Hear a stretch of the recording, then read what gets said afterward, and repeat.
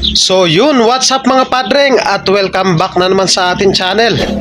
Barakuan, ang issue ng motor ni boss, tumirik daw, sinasabi niya na walang kuryente. Iniwan niya na lang dito upang ipagawa. So sa pagto-troubleshoot ng ganyang issue mga boss, dapat hindi natin hinuhulaan, dapat step by step tutumbukin natin yung eksaktong sira niyan. Itong Barako 1, Barako 2, battery operated po sila. So alamin na muna natin kung merong kuryente yung kanyang high tension wire. So tanggalin na muna natin yung kanyang spark plug cap dito. Tanggalin ko muna. So ayun, tinanggal na natin. I-on natin yung kanyang motor. Tapos neutral. So check natin kung may kuryente lalabas.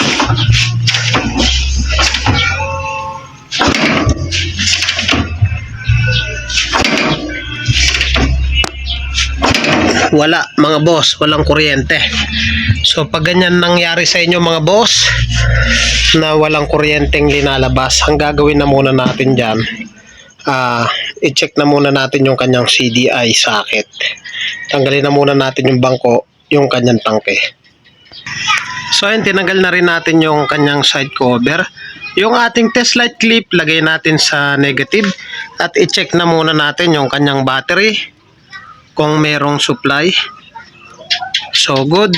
So ang gawin natin dito sa kanyang CDI mga boss, tanggalin natin yung pagkakasakit.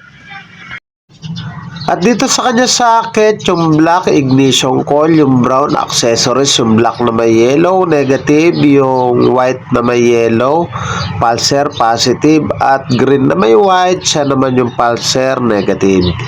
At gamit yung ating test light, ilagay natin yung clip sa negative. So, sundutin natin yung positive, dapat iilaw. So, lahat ng iilaw, siya yung positive. So, sundutin natin yung kulay brown, yung accessories na kapag sinusiyan mo, dapat mapapasukan ng positive supply. So, dapat to iilaw yung kulay brown. So, nang nakasusi. So, yun o. Confirm mga boss, walang supply yung kanyang accessories wire. So, yung positive umilaw. Ulitin natin dito sa kulay brown. Dapat iilaw po yan ng nakasusi.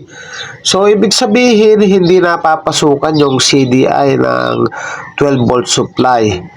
So, isunod naman natin yung clip, ilagay natin sa positive, yung hahanapin natin ay negative. So, lahat ng iilaw, magsisilbing negative. So, i-check pa natin, pagpatuloy natin yung pagtitest dito sa kanyang socket. Sundutin naman natin yung kulay black, yung ignition coil. So, good yung kanyang ignition coil. Isunod naman natin yung black na may yellow, dapat iilaw po yan. So, good naman. Ibig sabihin, ang nawawala po dyan, yung kanyang accessories wire, yung kulay brown. Ayun o, yung light brown po na yan. At isunod naman natin dyan yung kanyang susian. At isunod naman natin, tanggalin natin yung kanyang headlight dito sa kanyang susian. May socket po yan dito sa kanyang case ng headlight. At hanapin lang natin dalawang kulay, yung white tsaka yung kanyang brown. Yung white galing dun sa ating fuse box po yon. Pag sinusi mo, itatransfer niya dun sa kulay brown. So, check na muna natin yung battery. So, okay siya. I-check natin yung kulay white. Dapat iilaw po yan. So, wala. So, ibig sabihin, may putol po yung kanyang wire. So, dapat may supply yung kulay white na yan kasi galing yan sa fuse box. So, pag di umilaw, i-check natin yung kanyang mismong fuse. So, double check ulit natin. So, wala talaga. So, check natin dito. So, tanggalin na muna natin. So, ito yung kulay white, direct yan sa fuse, sa positive terminal ng battery. So, try ulit natin, saksakin. So, wala talaga. So, ibig sabihin, nawawala yung connection from battery to fuse to susian. So, i-check natin yung kanyang fuse box. Possible na putol po yan. So, dito sa kanyang fuse box, itanggalin lang natin yung cover. Tsaka natin sundutin tanggalin na rin natin yung tape na yan. So ito yung white wire, ayan yung kanina sa papunta doon sa susian. So i-check natin, dapat iilaw po yan, dalawang terminal na yan. So walang ilaw, so ayusin lang natin. Dito tayo sa likod. Diyan natin sundutin yung kulay white wire. So dapat iilaw po yan. So yung confirm naman, umilaw naman, ibig sabihin hindi putol yung ating fuse. Bakit kaya pagdating doon sa parting susian walang supply? Sa tingin nyo mga boss, anong sira nito? Ito yung white wire na yan. O, sundutin natin. So wala pa rin, dapat po yan, may supply po yan. Kaya naman sa video ito, ituturo ko sa inyo yung shortcut na paraan para masolusyonan yung ganyang problema. Magpapagapang tayo ng wire po dyan from fuse to papunta doon sa ating susian. So tinanggal ko muna yung kanyang fuse. So i-check natin gamit yung continuity para mapatunayan natin na talagang putol po siya. So from fuse to white wire dito sa kanyang headlight socket. So i-check natin kung may continuity. Pasok na muna natin yung black wire dito sa white wire.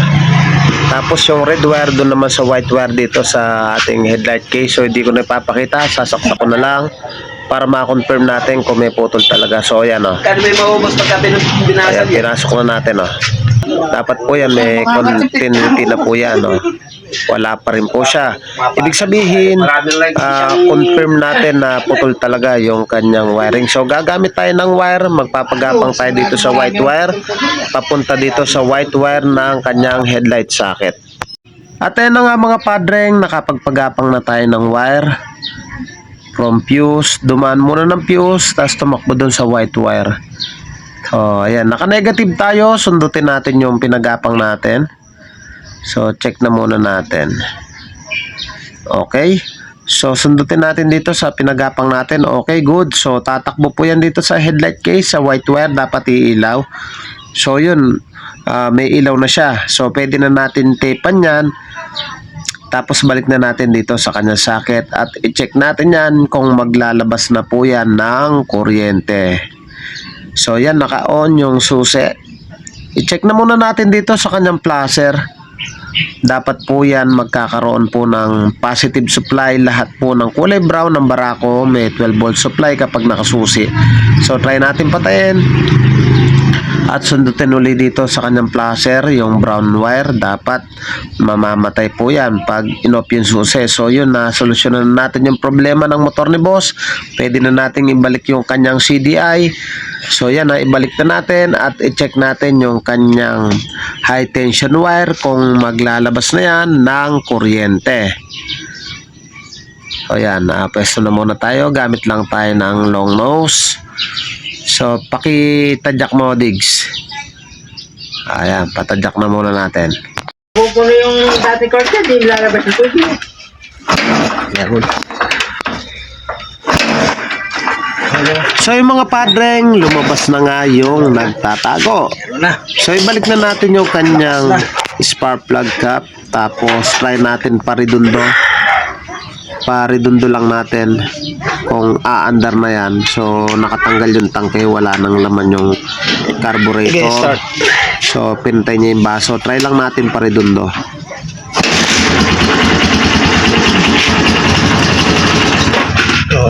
So yun, umandar na nga yung motor ni boss at wala na nga laman yung kanyang carburetor. Mga padreng, kung nagustuhan mo yung ganitong step by step tutorial at bago ka pa lang sa akin channel, huwag niyo pong kalimutan na paki-like, paki-subscribe at paki-hit na rin po yung notification bell para updated po kayo sa mga videos na ilalabas ko. Thank you po sa inyo, God bless at mabuhay po kayo.